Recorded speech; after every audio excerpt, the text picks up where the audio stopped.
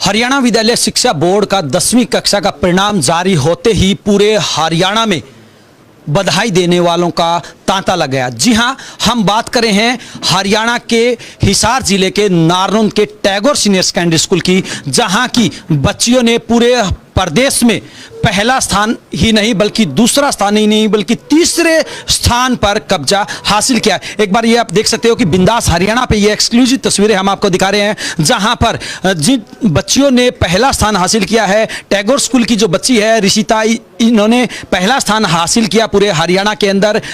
और इसके अलावा जो दूसरा स्थान है, दूसरे स्थान पर भी इसी विद्यालय की 3 बच्चियां रही हैं। और तीसरे स्थान की अगर हम बात करें तो तीसरे स्थान पर भी इसी विद्यालय की 2 छात्राएं रही हैं। इसके अलावा अगर हम पूरे नारनौल की बात करें तो नारनौल के अंतर्गत ही नवयुग हाई स्कूल आता है, उस विद्यालय की छात्रा ने भी हरियाणा में तीसरा स्थान हासिल कर परचम लहराया। आइए इन्हीं बच्चियों से आपका परिचय करवाते हैं, आखिरकार क्या कहना इनका और किस प्रकार से इन्होंने तैयारी की और आगे आने वाले समय में क्या सोचा। सबसे पहले तो आप सभी बच्चों को, और ऋषिता आपने हरियाणा में पहला स्थान हासिल किया है, बिंदास हरियाणा की पूरी टीम की तरफ से आपको ढेर सारी बधाई। बहुत बहुत धन्यवाद आपका। कैसा महसूस कर रहे हैं और इसके लिए आपने कैसी तैयारियां की थी? काफ़ी अच्छा महसूस कर रही हूँ। सबका ही कंट्रीब्यूशन है इसमें, school campus, school teachers, principal sir, ma'am, कुछ मेरी मेहनत भी है शायद, और पेरेंट्स का भी काफ़ी ज़्यादा कंट्रीब्यूशन है इसमें। तो कितने घंटे आप पढ़ाई करते थे इसके लिए? वैसे तो फिक्स तो नहीं था कुछ कि कितने घंटे पढ़ाई करनी है, बट हर रोज़ एवरेज 4 to 5 आवर्स करती थी और एग्ज़ाम टाइम में 7 to 8 आवर एवरेज कर लेती थी। सिर्फ 7-8 घंटे में ये आपने हरियाणा में परचम लहरा दिया? हाँ, ये रियलिटी अगर मैं आपको बताऊं तो जो स्कूल में हमारे एग्ज़ाम लिए जाते थे, वैसे उनसे हम हमेशा कहते थे कि हमारे हर हफ्ते आप एग्ज़ाम लेते हो, हर हफ्ते एग्ज़ाम लेते हो, बट उनसे इतना कॉन्फिडेंस आ गया कि बिल्कुल एग्ज़ाम प्रॉपरली और इजीली चले गए। आपने अभी विद्यालय का जिक्र किया, अगर आपने कहा कि भाई एग्जाम जब लेते थे तो डर लगता था, तो अब आपको नहीं लगता कि वास्तव में जो परीक्षाएं ली जाती हैं बच्चों की, और खासकर चाहे वो मंथली टेस्ट की बात हो या साप्ताहिक टेस्ट की बात हो, वो आने वाले समय में बच्चे के लिए काफ़ी लाभदायक होते हैं? वो बहुत ज़्यादा बेनिफिशियल है, उनसे डर ही ख़त्म हो जाता है, एग्ज़ाम का डर ख़त्म हो जाता है बिल्कुल, और बिल्कुल प्रॉपरली, क्लीनली, स्मूथली सब चलता है। जो फाइनल रिजल्ट होगा that will be best from the preparations. Rishita, एक बात और बताइए, आपने बताया कि अभी 5-6 घंटे आप तैयारी करते थे, उसके बावजूद आपने हरियाणा में प्रथम स्थान हासिल किया, तो क्या आप रट्टाफिकेशन की तरफ ध्यान देते? आमतौर पर यह कहा जाता है कि जो बच्चे हरियाणा में टॉप आते हैं वो या उनके विद्यालय जो है वो रट्टाफिकेशन करवाते हैं, तो ऐसा कुछ था? और पढ़ाई की आपने तो क्या सिलेबस की या फिर आउट ऑफ सिलेबस भी? नहीं, पढ़ाई की बात करूँ तो सिर्फ एनसीईआरटी स्टडीज़ पे फोकस किया है, सिर्फ एनसीईआरटी बुक्स पे फोकस किया। स्कूल की भी यही इंस्ट्रक्शन थे कि एनसीईआरटी बुक्स को फॉलो करना। और अगर रट्टाफिकेशन की बात करूँ तो सब्जेक्ट को जितना डीपली पढ़ोगे तब तो हरियाणा बोर्ड क्या और चाहे कोई भी प्लेटफॉर्म हो, उसमें नाम रोशन आपका होगा ही होगा। सब्जेक्ट डीपली पढ़ना काफ़ी ज़्यादा इंपॉर्टेंट है, चाहे वो हरियाणा बोर्ड के लिए हो, चाहे वो किसी भी प्लेटफॉर्म्स के लिए हो। बट एनसीईआरटी को डीपली पढ़ना, उसको अच्छी तरह समझना, उसको हर लाइन का मीनिंग बिल्कुल अपने बॉडी में बसा लेना, तो वो बहुत ज़्यादा इम्पोर्टेंट है। बिल्कुल, रट्टाफिकेशन की बजाय अगर दिल से पढ़ते हैं, मन से पढ़ते हैं, तो वो पढ़ाई वास्तव में कामयाब भी दिलाती है, ऐसा इनका कहना है। हमारे साथ जिन्होंने हरियाणा में दूसरा स्थान हासिल किया, आप ये मेरे साथ देख सकते हैं, तीनों बच्चियां हैं जिन्होंने हरियाणा में दूसरा स्थान हासिल किया है, और इसी विद्यालय की बच्ची है। शुभ नाम बेटा? उमा। कैसा महसूस कर रहे हैं? हरियाणा में आपने दूसरा स्थान हासिल किया है, आपके साथ लगती इस आपकी क्लासमेट ने ही हरियाणा में पहला स्थान हासिल किया। बहुत अच्छा लग रहा है, वो मेरी दोस्ती है तो मुझे उसके लिए भी काफ़ी अच्छा लग रहा है। काफ़ी अच्छा लग रहा है। थोड़ी बहुत जलन है? नहीं नहीं नहीं, बिल्कुल नहीं, बिल्कुल नहीं, नहीं बिल्कुल नहीं। आपके जो दोस्त पोजीशन हासिल नहीं कर पाए, उनके बारे में क्या कहना चाहिए? मैं ये एम्फेसाइज करना चाहूँगी, पोजीशन से कुछ नहीं होता, ये just it is a starting of your future plan. अभी 11th-12th में आपका करियर आ जाएगा, तो उसके लिए पढ़ना बहुत ज़रूरी है। 10th is just a basic thing, and ये जस्ट बेसिक है, ये आपको करना था। लेकिन अब 11th-12th के अंदर, फर्स्ट ऑफ ऑल 10th के अंदर तो हमें सारे सब्जेक्ट मगअप करने पड़ते हैं। अगर किसी के लिए कहा जाए तो हो सकता है किसी को एसएस अच्छी नहीं लगती होगी, किसी को साइंस अच्छा नहीं लगता होगा, बट 11th-12th में तो हमारे चॉइस के सब्जेक्ट आ जाते हैं, तो बच्चों के लिए ये आसान हो जाता है कि हम उसको इंटरेस्ट के साथ पढ़ें। इसी वजह से 11th-12th करियर के लिए हैं, वो पीरियड ज़्यादा इंपॉर्टेंट है 10th से। हाँ। आपका शुभ नाम? कल्पना। कल्पना। कल्पना, आपको अगर हम बात करें विषयों की, तो कौन सा विषय सबसे अच्छा लगता था और कौन से विषय में आपको सबसे ज़्यादा कठिनाई आती थी? मुझे एसएस बहुत अच्छा लगता था, जैसे हिस्ट्री भी ऐसे स्टोरी के टाइप हो जाता था पढ़ने में, मज़ा भी आता था, इंटरेस्ट से पढ़ते थे। और थोड़ी बहुत दिक्कत तो मतलब ऐसे नहीं आती थी, टीचर्स ने अच्छे से पढ़ाया हुआ था। हाँ। आपका शुभ नाम? स्नेह। स्नेहा। स्नेहा, आपका साइंस का पेपर नहीं हो पाया था, उसके बाद कुछ टेंशन रहती थी? हाँ, थोड़ी बहुत टेंशन थी, बट मतलब इतनी टेंशन नहीं होती थी क्योंकि हमारी अच्छे से तैयारी हो चुकी थी। यदि मतलब आज आप कुछ पूछोगे तो हम इजीली बता सकते हैं, मतलब इतनी अच्छी तैयारी करवा रखी थी स्कूल वाले ने। और जैसा कि मेरी दोस्त ऋषिता ने बताया, हमारे समय समय पर पेपर लेते रहते थे सर। हम बहुत ज़्यादा मतलब गुस्सा भी करते थे, बार बार पेपर, लेकिन उनसे हमें इतना कॉन्फिडेंस आ गया, मतलब हमें महसूस नहीं हुआ कि हमारे बोर्ड के पेपर चल रहे हैं। हम नॉर्मल स्कूल वाले पेपरों की तरह उनको देते थे। स्कूल के पेपर जो होते हैं उनको आप बोर्ड की तरह देते हैं। एक बात और बताइए, स्कूल के अगर हम नॉर्मल व्यवहार की बात करें, अब डरने की आवश्यकता नहीं है, आपको सबसे ज़्यादा डर किस टीचर से लगता है?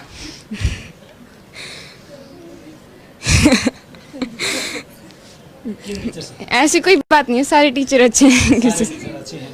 और जो स्कूल की जो प्रिंसिपल है बहुत अच्छे हैं, बहुत फ्रेंडली रहते हैं हमारे साथ। उनसे डर लगता है? बिल्कुल भी नहीं लगता। धर्मपाल सर से लास्ट में थोड़ा लगने लग जाता था।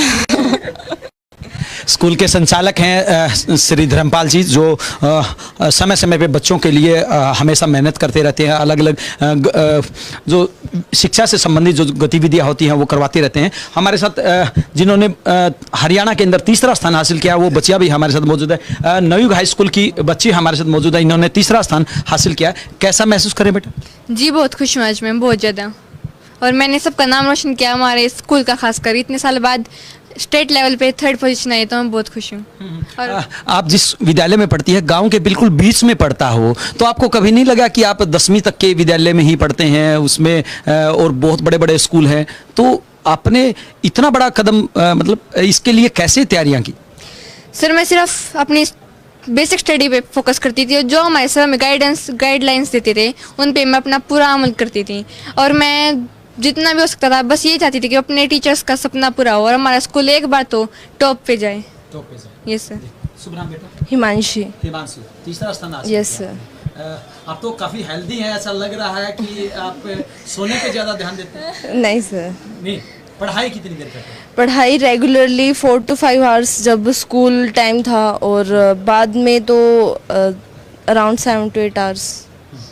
जी, आपका नाम बेटा? सर गर्विता। गर्विता, कैसी तैयारी की आपने?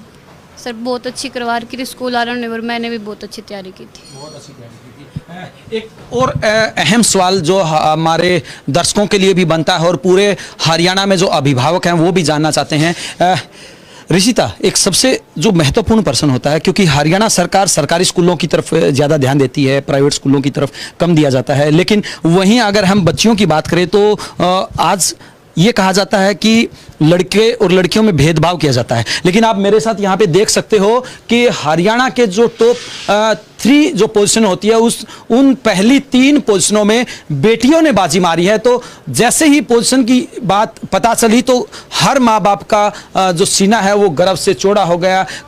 इसके बाद आपको क्या लगता है कि भेदभाव जो माँ बाप बच्चे बच्चियों में करते हैं वो करना चाहिए या नहीं करना चाहिए, और अगर नहीं करना चाहिए तो उसके लिए आप क्या संदेश देना चाहिए? भेदभाव तो हमारे स्कूल में या पेरेंट्स की तरफ से बिल्कुल भी नहीं था। लड़का लड़की में तो कभी भेदभाव भी नहीं हुआ। यहाँ पे शायद उल्टा था, हमारे स्कूल में तो गर्ल्स को ज़्यादा डेवलप करने पे ध्यान दे रहे थे। मतलब बॉयज़ तो जैसे इतने एक्टिव नहीं होते, इंटरेक्टिव नहीं होते, बट गर्ल्स को तो मैम भी है बहुत ऐसे ग्रैंड डॉटर की तरफ सर्व किया है हमें मैम ने हमेशा ही।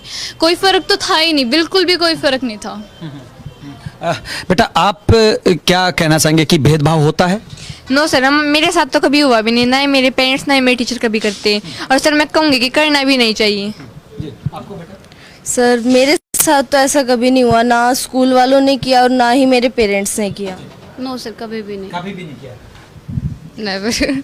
कभी नहीं हुआ? नहीं, कभी नहीं हुआ। नो सर, कभी कभी नहीं। नहीं हुआ। अच्छा एक बात और बताइए, अगर हम सरकारी स्कूलों की तुलना करें तो सरकारी स्कूलों की अपेक्षा, क्योंकि आमतौर पे देखने को मिलता है कि जो लड़के होते हैं माँ बाप उनको प्राइवेट स्कूलों में भेजते हैं और लड़कियों को सरकारी स्कूल में भेज देते हैं, तो वो अंतर कैसा लगता है? सर ये धारणा अब मिथ्या हो चुकी है कि मतलब लड़कियों को सरकारी स्कूल में भेजते हैं। अब लड़कियों को मतलब ज़्यादा लड़कियों को प्राइवेट स्कूल में भेजते हैं। सब मानते हैं कि लड़कियां हर स्तर पे आगे हैं। ये मतलब मैं कहूँगी ये धारणा बिल्कुल मिथ्या है कि लड़कियां सरकारी स्कूल में जाती हैं। अंतर क्या देखते हैं आप सरकारी स्कूलों में और प्राइवेट स्कूलों में? सर सरकारी स्कूल के जो टीचर्स है काफ़ी मेहनत करते हैं अपने बच्चों के, लेकिन जो बच्चे होते हैं ना वो इतने रिस्पॉन्सिबल नहीं होते अपने पेरेंट्स के मतलब टीचर्स के प्रति। जितने टीचर्स मेहनत करते हैं बच्चे इतना नहीं कर पाते। आपको क्या लगता है? ऐसे से जैसे वो तो अपनी मेहनत पर डिपेंड होता है, बच्चों को भी मेहनत करनी चाहिए अगर टीचर्स उनके साथ इतना मेहनत करते हैं तो। मुझे भी यही लगता है कि उनका फर्स्ट ऑफ ऑल तो परिवेश अच्छा नहीं होता, आसपास का परिवेश अच्छा नहीं होता, और टीचर्स तो वहाँ पे बल्कि हाईली क्वालिफाइड होते हैं, तो बच्चों को अच्छा रिस्पॉन्स देना चाहिए गवर्नमेंट स्कूल के बच्चों को। तो बिल्कुल। आप क्या कहना चाहते हैं? मैं मानती हूँ उनका कैंपस थोड़ा सा ऐसे रहता है कि मतलब वो अच्छी तरह रीड नहीं कर पाते, और शायद संगत को जो हम कहते हैं कि वहाँ पे हम ये मानते हैं, हम जैसे जो भी होशियार वगैरह इंटेलिजेंट बच्चे हैं प्राइवेट स्कूल में आपने देखे होंगे ज़्यादातर। वैसे सरकारी स्कूल में भी एक्सेप्शंस हैं काफ़ी, बट सरकारी स्कूल में यही है जैसे उनकी संगतें नहीं बन पाती, ऐसा लगता है कि उसमें कोई है ही नहीं। हाँ, जाते जाते आप हरियाणा के सभी बच्चों को क्या संदेश देना चाहेंगे, क्योंकि आपने हरियाणा में लाखों बच्चों को पीछे छोड़ के आपने पहला स्थान हासिल किया है, तो सभी बच्चों को क्या संदेश देंगे आप? सभी बच्चों को बस यही संदेश है कि शायद ये पेरेंट्स की उम्मीद सर का मतलब अपनी एक रिस्पॉन्सिबिलिटी लो सबके प्रति, स्कूल के प्रति, फ्रेंड्स के प्रति, क्लास, पेरेंट्स, सबके प्रति अपनी एक रिस्पॉन्सिबिलिटी जब लेके चलोगे तो आई थिंक सक्सेस आपकी होगी। रिस्पॉन्सिबिलिटी लेके चलो, कॉन्फिडेंस। और क्या संदेश देना चाहिए? सर मैं कहना चाहूँगी हार्ड वर्क करना चाहिए और सोशल मीडिया से थोड़ा दूर रहना चाहिए। मैं भी यही कहना चाहूँगी कि सभी बच्चों को अपनी एनसीईआरटी पे फोकस करना चाहिए और अच्छे से पढ़ाई करनी चाहिए। सर यही कि एनसीईआरटी फॉलो करते रहो और अपने टीचर्स की गाइडलाइंस को मानो। आप क्या कहना चाहेंगे? मैं ये कहना चाहूँगी don't run after success but run after education and knowledge. जी बिल्कुल। मैं भी ये कहना चाहूँगी hard work is the key to success. अगर मेहनत करोगे तो उसका फल तो हमें मिलेगा ही। मैं बिंदास हरियाणा के माध्यम से यही कहना चाहूँगी कि आप बिंदास होके पढ़िए, सक्सेस अपने आप आपके पास आ जाएगी। बिना स्ट्रेस के पढ़िए और बिंदास अपनी ज़िंदगी जिए और पढ़ें आराम से बिना स्ट्रेस। हमारे धर्मपाल सर यही कहते हैं हमेशा। बिल्कुल। और बिंदास हरियाणा की पूरी टीम भी आपके उज्जवल भविष्य की कामना करती है, और हम ये चाहते हैं और ये कामना करते हैं कि आप आने वाले समय में भी ऐसे ही बुलंदियों को छूते रहे। हमारे साथ जो स्कूल के प्राचार्य हैं वो भी हमारे साथ मौजूद है, धर्मपाल जी जो टैगोर स्कूल के संचालक है। इन्होंने हरियाणा में अपना नाम रोशन किया है बच्चों के माध्यम से। सर सबसे पहले तो बिंदास हरियाणा की पूरी टीम से आपको ढेर सारी बधाइयाँ। बहुत बहुत धन्यवाद। पूरे बिंदास परिवार को हमारी तरफ से बहुत बहुत शुभकामनाएं, धन्यवाद। ये पूरा एक टीम वर्क है। सबसे बड़ी जो उपलब्धि है, सबसे बड़ी जो कार्यशैली है वो पूरी एक टीम की है। हमारे टीम के 3 ग्रुप हैं, एक प्राइमरी का है, एक मिडिल का है, एक सीनियर का है। जो प्राइमरी का जो ग्रुप है यानी वो बच्चों को इतनी बातें सिखाते हैं, इतना अच्छा सिखाते हैं कि वो बच्चे आगे तक आते आते अपने आप रिफाइंड हो जाते हैं। और टीचर्स जो है हमारे स्कूल के अंदर टीम वर्क तो है, सभी योग्यता है, क्वालिफाइड टीचर हैं, कॉम्पिटिटिव एग्जाम के हिसाब से लेकर के ऐसे ढंग से तैयारियां करते हैं चाहे वो कोई भी योग्यता हो। जिस तरह पिछली साल हुई है मॉडल प्रतियोगिता साइंस की, उसमें भी स्मार्ट रोड का मॉडल था, वो अब की बार तो बहुत बड़ा इतिहास रच दिया है, वो भी फर्स्ट आया है। इसी के साथ +2 का साइंस की उच्च कंपटीशन था पीछे, 75,000 रुपये प्राइज के साथ, उसमें बच्चे फर्स्ट आए हैं हरियाणा के अंदर। क्या संदेश देना चाहेंगे? तो यही संदेश है कि मतलब हमने 30 साल से कभी किसी भी प्राइवेट या बुक का प्रयोग नहीं किया, केवल एनसीईआरटी बुक्स का पढ़ते हैं। और बच्चों को एनसीईआरटी बुक पढ़ने की आदत डाल दो, बच्चे अपने आप उपलब्धियों में चले जाएंगे। एनसीईआरटी पुस्तकों की आदत डालनी चाहिए। न्यू स्कूल के संचालक राजेश जी भी हमारे साथ मौजूद है। राजेश जी सबसे पहले तो आपको ढेर सारी बधाई। धन्यवाद। बिंदास हरियाणा का मैं धन्यवाद करता हूँ कि ऐसी ये उपलब्धि आई है आपके विद्यालय में या आपके बच्चे के माध्यम से, क्या कहना चाहेंगे, क्या संदेश देना चाहेंगे? देखो मैं बड़ा खुश हूँ कि मेरा विद्यालय जो है वो स्टेट लेवल तक पहुंचा है। मैं आपके चैनल के माध्यम से यही संदेश देना चाहता हूं सभी टीचरों को भी और बच्चों को भी। बच्चों को पढ़ाओ, उनको रट्टा मत मरवाओ, उनके बेसिक कॉन्सेप्ट जो है वो क्लियर करो, और बच्चों के मन में जो पढ़ाई का भय होता है उसको दूर करो। बच्चा अपने आप आगे बढ़ेगा। नंबरों की दृष्टि से मत पढ़ाओ, उसको फुटबॉल की तरह बनाओ, चाहे किसी भी एरिया में जाए और वो उछलता हुआ जाए, हमेशा लाइफ में कूदता रहे और कमाता रहे और उसकी लाइफ सक्सेस हो। बच्चा हमेशा याद। बिल्कुल, ये थे वो बच्चे इन्होंने हरियाणा के अंदर पहला, दूसरा और तीसरा स्थान हासिल करके पूरे प्रदेश का नाम रोशन किया है। और साथ में उन्हीं बच्चों के जो विद्यालय के जो संचालक है उनसे हमने आपको रूबरू करवाया है और इन्हीं सभी बच्चों की जुबानी आपको बताया है कि किस प्रकार से बच्चों को परीक्षा के दौरान तैयारी करनी चाहिए, चाहे वो बोर्ड की परीक्षाओं की बात हो या आम परीक्षाओं की बात हो। उन परीक्षाओं के माध्यम से बच्चे कैसे कामयाबी हासिल कर सकते हैं और जिस प्रकार से इन बच्चों ने दो अहम बातें बताई कि कभी भी रट्टाफिकेशन नहीं करना चाहिए और दिल से पढ़ाई करनी चाहिए। कहीं ना कहीं अगर ये मेथड, ये फार्मूला सभी बच्चों के लिए के द्वारा अपनाया जाता है तो वो आने वाले समय में इन्हीं बच्चों की तरह पूरे प्रदेश में नाम रोशन कर सकते हैं। पुनः बिंदास हरियाणा की पूरी टीम इन सभी बच्चों को, इनके विद्यालय को, विद्यालय के पूरे स्टाफ को, संचालकों को, सभी को ढेर सारी बधाई देता है। विशेष सहयोगी रोहित पंचाल और संदीप जांगड़ा के साथ